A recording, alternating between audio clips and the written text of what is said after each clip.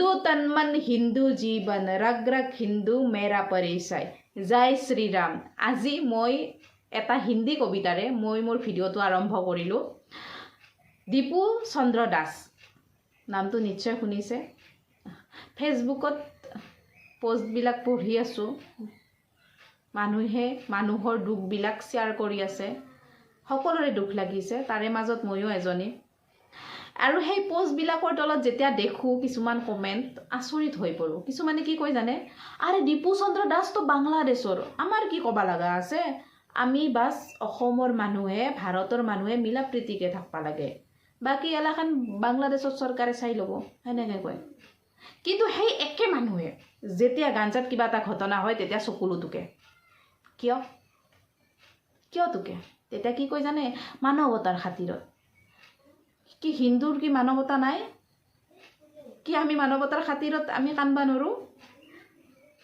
আমি কান্দবা নৰোঁ দীপু চন্দ্ৰ দাসৰ কথা কৈ কিনে? কিয় কান্দবা নৰোঁ? কাৰণ আমি চেকুলাৰত ঠিকাটো লৈ লৈছোঁ। আমি আমাৰ ভাৰতৰ কথা ভাবিম, বেলেগৰ কথা কিয় ভাবিম? সেইটো নহ'ব নহয়। আমাৰ ভগৱানে আকলে ভাৰতৰ কথা ভাববাৰ কাৰণে দিয়া নাই, আকলে নিজৰ দেশৰ কথা ভাববাৰ কাৰণে দিয়া নাই, মানৱতাৰ খাতিৰত চবৰে কথা ভাববা দিছে। আৰু দীপু চন্দ্ৰ দাস বাংলাদেশৰ হয়, বাংলাদেশ ভাৰতৰ এটা অংশ আছিল। আৰু চবতকৈ ডাঙৰ কথা হিন্দু আছিল, সনাতনী। তো আমি দীপু চন্দ্ৰ দাসৰ বিষয়ে আলোচনা কৰিমেই। কোনোবা ভাল পাওক বেয়া পাওক, নো মতলব। দীপু চন্দ্ৰ জাগাত যদি বেলেগ পন্থাৰৰ মানুহ হ'ল হয়, তেতিয়াও মানৱতাৰ খাতিৰত আলোচনা কৰিলোঁ হয়, কিয় কৰিব লাগে বোলে। চন্দ্ৰ দাসক কিয় মাৰিলে জানিবলৈ হ'লে এজন ব্যক্তিৰ বিষয়ে জানিব লাগিব। সেয়া হৈছে শ্বৰীফ উছমান হাদি। শ্বৰীফ উছমান হাদি কোন জানে? শ্বৰীফ উছমান হাদি ইকবাল মঞ্চৰ, বাংলাদেশৰ ইকবাল মঞ্চৰ ছাত্ৰ নেতা। এই কেইদিনমান আগতে এখন মেপ ওলছিল দিয়ক বাংলাদেশৰ। সেই মেপখনত ভাৰতৰ কিছুমান জাগা ইনক্লুড কৰি দিছিল। আৰু সেই মেপখন এই শ্বৰীফ উছমান হাদিয়ে বনোৱা মেপ। সি ভাৰতক প্ৰত্যাহ্বান জনাইছিল যে তহঁতৰ ঠাই আমি লৈহে এৰিম। ইমান কণ ৰাষ্ট্ৰ এখন, ইমান ডাঙৰ ৰাষ্ট্ৰখনক প্ৰত্যাহ্বান জনায়। মেপখন দেখি মোৰ হাঁহি উঠিছিল, কোন পাগলাই বনাইছি বোলো মেপখন। আৰু সেই মেপখন বনোৱা মানুহটো হৈছে শ্বৰীফ উছমান হাদি। শ্বৰীফ উছমান হাদিৰ ৰাজনৈতিক আধাৰ আছিল ভাৰত বিৰোধী, আৱামী লীগক ঘৃণা কৰা আৰু দেশৰ ছিষ্টেম উলাট পালাট কৰা। কেইদিনমান আগতে বাংলাদেশৰ ছিষ্টেম উলাট পালাট হৈ গৈছিল নহয়, তাত সেই ছিষ্টেম উলাট পালাট হোৱাৰ ক্ষেত্ৰত এই শ্বৰীফ উছমান হাদিৰ হাত আছে। সি এজন আক্ৰমক ৰাষ্ট্ৰবাদ আৰু এণ্টি ইণ্ডিয়াৰ বিচাৰৰ পৰা ওলোৱা বীজ আছিল। 18 ডিচেম্বৰত সিৰ মৃত্যু হয়। আৰু সেই মৃত্যুৰ কাৰণ আমাক কয়, মানে আমাৰ ভাৰতক কয় যে ভাৰতে মাৰিছে। 1971 চন, 1971 চনৰ কথা সিহঁতৰ মনত নাই, যাৰ কাৰণে নানান ধৰণৰ অভিযোগ আমাক দি থাকে বাংলাদেশে। এই পাকিস্তানৰ অত্যাচাৰ সিহঁতে থাকিব পৰা নাছিল, যাৰ কাৰণে আমাৰ ওচৰত শৰণাপন্ন হৈছিল। আৰু আমি স্বাধীন দিছিলোঁ 1971 চনত সিহঁতক। সেইকাৰণে এতিয়া শান্তি দি ভাত খাব পাৰছি, আৰু আমাৰ হিন্দু ভাই বইনীসকলক অত্যাচাৰ কৰিব পাৰছি। নহ'লে সিহঁতৰ অৱস্থা বেলেগ হ'লে। আমিয়ে কৰিলোঁ সিহঁতক সহায়, এতিয়া আমাৰে হিন্দু ভাই ভনীক মাৰে সিহঁতে। লাজ নোহোৱা জাত বুলি কয় যে, সেই লাজ নোহোৱা জাত ইহঁত। 1971 চনত জানে 1668 জন জোৱানে সৰ্বস্ব ত্যাগ কৰি দিছিল, শ্বহীদ হৈ গৈছিল। 13 দিন যুদ্ধ কৰিছিল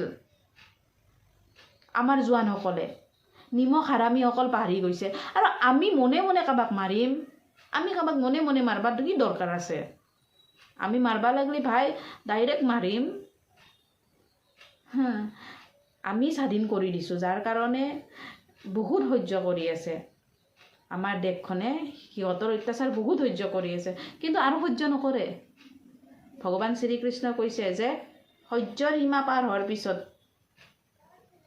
1 মিনিটো নৰখবা, এটেক। আৰু এতিয়া শুনিব পাইছোঁ শ্বেখ মুজিবুৰ ৰহমানৰো বোলে ঘৰটো পুৰি দিলা। কি পাগলা মানুহ। শেখ মুজিবুৰ ৰহমান হৈছে আপোনাৰ বাংলাদেশৰ প্ৰথম ৰাষ্ট্ৰপতি আৰু বাংলাদেশক সেই দিয়াৰ ক্ষেত্ৰত স্বাধীন দিয়াৰ ক্ষেত্ৰত বহুতখিনি অৰিহণা আছে। শেখ মুজিবুৰ ৰহমানৰে ঘৰ ভাঙি দিলাক, ঘৰ পুৰি দিলাক, আৰু আমাৰনো হিন্দু মানুহক কি আৰু শেখ মুজিবুৰ ৰহমানে মানে আপোনাৰ আৱামী লীগে অলপমান হিন্দু মানুহৰ মানে সেই দুখখিনি বুজিব চেষ্টা কৰে বা দুখখিনি শুনে, যাৰ কাৰণে সিহঁতৰ মানে হজম নহয়, যাৰ কাৰণে শেখ মুজিবুৰ ৰহমানৰ ঘৰটোৱে পুৰি দিলা। মুজিবুৰ ৰহমানৰ ঘৰ পুৰিও সিহঁতে ক্ষান্ত নাথাকিল। সিহঁতে এইবাৰ আমাৰ সোণাৰ বাংলা সিহঁতৰ ৰাষ্ট্ৰগান বাংলাদেশৰ, আৰু সেইটো গান কোনে লিখিছিল? আমাৰ শ্ৰদ্ধাৰ ৰবীন্দ্ৰনাথ ঠাকুৰদেৱে। সেই ৰবীন্দ্ৰনাথ ঠাকুৰদেৱৰ বাংলাদেশৰ এটা অনুষ্ঠানৰ লগত বিশেষ মানে গভীৰ সম্পৰ্ক আছে। সেই অনুষ্ঠানটোৰ নাম হৈছে ছায়ানাথ, আৰু ছায়ানাথৰ জন্ম হৈছিল 1961 চনত। তো ছায়ানাথৰ মেইন কাম হৈছে কি? আপোনাৰ বাংলা সংস্কৃতিক আগুৱাই লৈ যোৱা। এতিয়া কি কৰিলে জানে?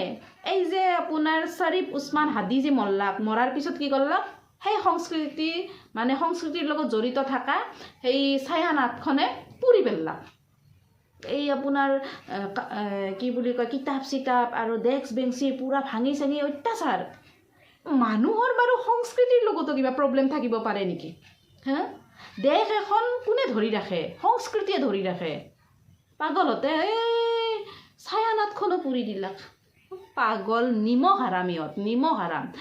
1961 চনৰ পৰা ছায়ানাথে দেশখন স্বাধীন কৰাৰ ক্ষেত্ৰত বহুখিনি ভূমিকা পালন কৰিছিল। ছায়ানাথে আপোনাৰ বহুত গান গাইছিল মানুহক উৎসাহ জনাবৰ কাৰণে যে আমি স্বাধীন লৈহে এৰিম। সেই স্বাধীন দিয়া সংস্থাটোৱে এতিয়া পুৰি পেলাম। তো এয়া হৈছে বাংলাদেশত থকা মানুহৰ মাথা, মন, মগজু। সিহঁতে এটাই জানে, ইছলাম। তাৰ বাহিৰে একো নাজানে। সিহঁতক হাজাৰ আপুনি খুৱাক, হাজাৰ আপুনি সন্মান কৰক, কাম নাই। হাজাৰ সহায় কৰক, কাম নাই। ভাৰতৰ জোৱান 1668 জন, তাত কৰি বেছিয়ে হ'ব, জোৱানে নিজৰ সৰ্বোচ্চ ত্যাগ কৰি দিছিল। 13 দিন যুদ্ধ কৰিছিল। খানা পিনাৰ পৰা চব আমাৰ তাতে আশ্ৰয় লৈ আছিল সেই যুদ্ধৰ সময়ত। নিমখ হাৰামতে পাহৰি গ'ল। এতিয়া পাকিস্তানৰ লগ হৈছে আমাক শেষ কৰাৰ কাৰণে। আৰে আমাক শেষ কৰা কি ইমান সহজ নেকি? আমাক শেষ কৰা ইমান সহজ নহয়।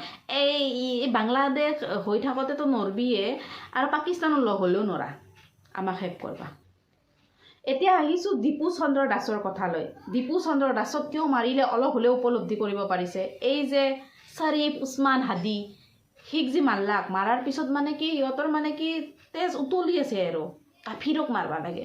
তো কাফিৰক ছাপোৰ্ট কৰা, হিন্দুক ছাপোৰ্ট কৰা শেখ মুজিবুৰ ৰহমানৰ ঘৰটো পুৰি দিলে।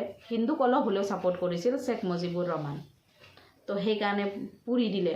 তাৰপিছত কি কৰিলে আপোনাৰ, এই যে হিন্দুই বনাইছিল এটা অনুষ্ঠান ছায়ানাথক পুৰি দিলে। ছায়ানাথ সংস্কৃতিক আগুৱাৰ ক্ষেত্ৰত সহায় কৰিছিল, সিহঁতকে সহায় কৰিছিল, পুৰি দিলে ছায়ানাথকে। তাৰপিছত কি কৰিলে, এইবাৰ দীপু চন্দ্ৰ দাসক মহুৰা বনালে। এটা এক্সাম্পল ক্ৰিয়েট কৰিব খুজিছে যে আমি তহঁতৰ অৱস্থা এনেকুৱা কৰিম। কিমান বেয়াকৈ মাৰি পেলালে দীপু চন্দ্ৰ দাসক। বেচেৰাই কিবা কৰি খাই মিলি আছিল। কোনো ধৰণৰ প্ৰমাণ এতিয়ালৈকে ওলাব পৰা নাই। কোনো ধৰণৰ আপোনাৰ কল ৰেকৰ্ডিং, কোনো ধৰণৰ ৰেকৰ্ডিং, অন্য কিবা ৰেকৰ্ডিং, ভিডিঅ' কোনো একো নাই। কোনো কথা কোৱাই নাছিল সি। কেৱল চাগে মই শুনিছোঁ এনেকৈ কৈছিল যে মই চব ধৰ্মকে সমান মানো, আৰু সেই সমান মানো বুলি কোৱাটোৱে তেওঁৰ ভুল আছিল। তেওঁ ক'ব লাগিছিল যে মই ইছলামকে মানো। হয়তো বাচি গ'ল হয় তেওঁৰ জীৱনটো। দীপু চন্দ্ৰ দাসৰ কথা কোৱাৰ আগত মই এটা কথা অনুভৱ কৰিব পাৰিছোঁ যে বাংলাদেশত হিন্দু হৈ জন্ম লোৱাটো এটা অপৰাধ। দীপু চন্দ্ৰ দাসক ইমান বেয়াকৈ মাৰিলে। বেচেৰা সি কেৱল এটা কথা কৈছিল যে মই সকলো ধৰ্মকে সমান মানো, কিন্তু বেলেগে শুনিব বিচাৰিছিল যে মই কেৱল ইছলামকে মানো বুলি কওঁ। কিমান অসভ্য জাতি। হা, কাৰোবাৰ মুখৰ পৰা কেৱল ইছলামৰে কথা শুনিব খোজে। সকলো ধৰ্মক সমান বুলি কোৱাটো সিহঁতে নিবিচাৰে, যাৰ কাৰণে দীপু চন্দ্ৰ দাসক মাৰি পেলালে।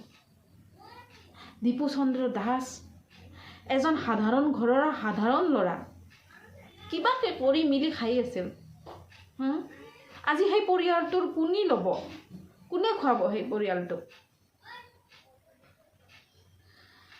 মাৰিটো পেলালে মাৰাৰ পিছত আৰু সিহঁতে আপোনাৰ গছৰ ওপৰত ওলমাই কিনে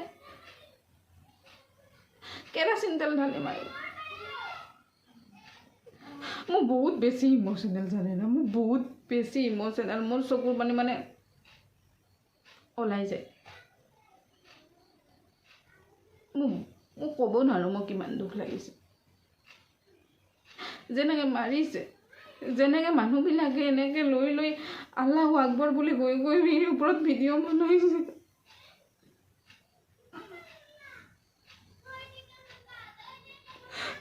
বাংলাদেশৰ হিন্দুবিলাক কেনেকৈ জীয়াই আছে? বাংলাদেশত সঁচাকৈ কৈছোঁ, বাংলাদেশত হিন্দু হোৱাটোৱে এটা পাপৰ নিচিনা লাগিব ধৰিছে। কিবা পাপৰ ফলতেই বাংলাদেশত হিন্দু হৈ জন্ম ল'বা। মই এটাই অনুৰোধ কৰিম, সন্দেহযুক্ত নাগৰিকবিলাকক প্লিজ, মুখ্যমন্ত্ৰী মহোদয়, আপুনি বহুতখিনি পদক্ষেপ লৈ আছে, অতি সোনকালে বহিষ্কাৰ কৰক, অতি সোনকালে। আৰু অসমৰ মানুহক ক'ব বিচাৰিছোঁ, বাংলাদেশীক বা মিয়াক বিশ্বাস কৰি নল'ব। মই নেক্সট ভিডিঅ' এটা বনাম, মোৰ লগত কি ঘটনা হৈছিল, প্ৰমাণ সহকাৰে বনাম মই। বাছ অনুৰোধ আপোনালোকলৈ, বাংলাদেশীক বিশ্বাস নকৰিব, খাই পেলাব। মই এই ভিডিঅ'টো কোনো ৰাজনীতিক কিবা সিহঁক ছাপোৰ্ট কৰি কিনে বনোৱা নাই, মই মোৰ নিজৰ মনৰ কথাখিনি কৈছোঁ। আজি হিন্দুৰ পৰিস্থিতিয়ে